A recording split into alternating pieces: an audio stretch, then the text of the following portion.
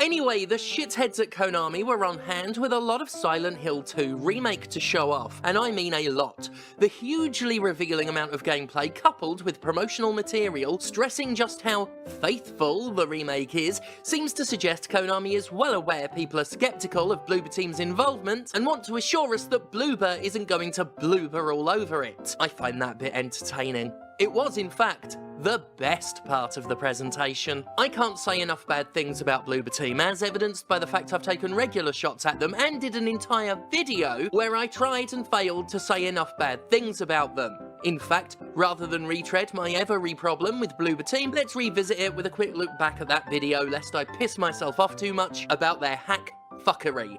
I have plenty else to be pissed off with when it comes to this thing. Hackneyed writing, fumbling of themes, and cliche-riddled horror design. This corridor goes on forever until you turn around and see a door is suddenly behind you.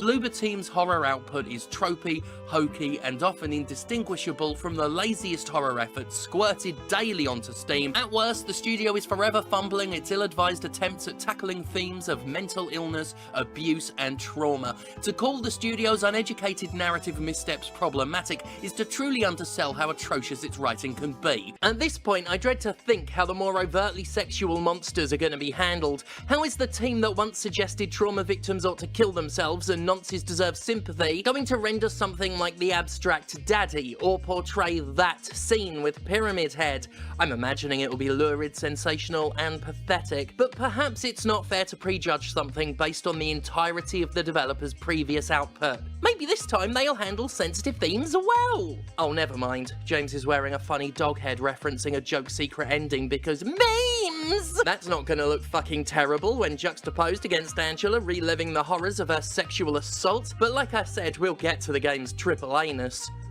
Anyway, it's funny how their re-envisioning suggests a fear that we might not get it, because when it comes to missing the point, they're the experts. Silent Hill 2's monsters, more than any other in the series, are dredged from the murkiest depths of their unwitting creators' subconscious. They're poorly defined, they're the shape of what lurks in the mind's dark basements, because that's what unprocessed trauma becomes. A hostile creature made of visceral feeling. Something familiar but twisted beyond reasonable recognition and so very, very wrong. This is a Slaneshi real doll. Speaking of which, it's time to bury ourselves deep into Konami's triple anus. If you pre-order Silent Hill 2 Remake, you get a Mirror the Dog mask. Because of course you do. Of course, there are pre-order bonuses incentivizing players to support a corporate obsession with an archaic metric that only they fucking care about.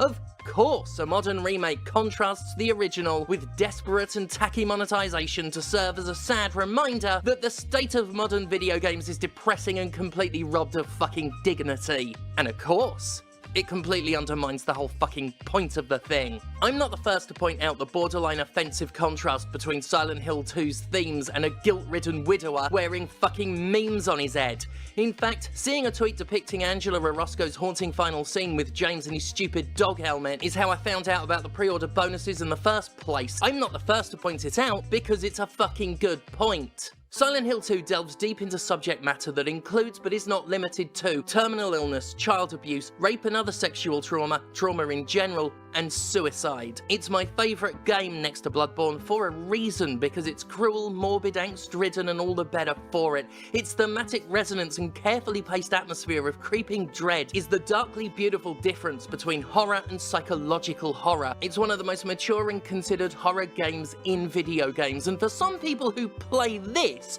perhaps for the first time even, all that brilliance will be viewed through the lens of the world's least convincing furry. Despite several recent successes in remaking classic horror games, there's been one project that seemed to be an enormously daunting, if not impossible task: Silent Hill 2. For some, the game represents the holy grail of the survival horror genre, with its uniquely dreamlike mood, haunting monsters draped in metaphor, and an oppressive atmosphere as thick as the titular town's signature fog.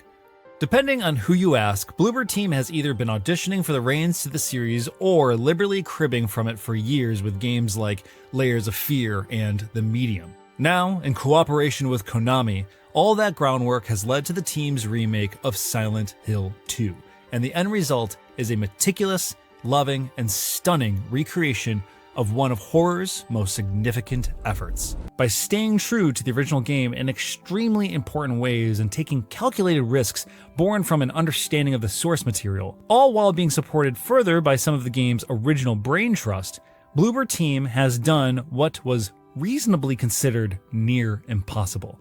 The remake of Silent Hill 2 is a restless dream come true. Could Mary really be here?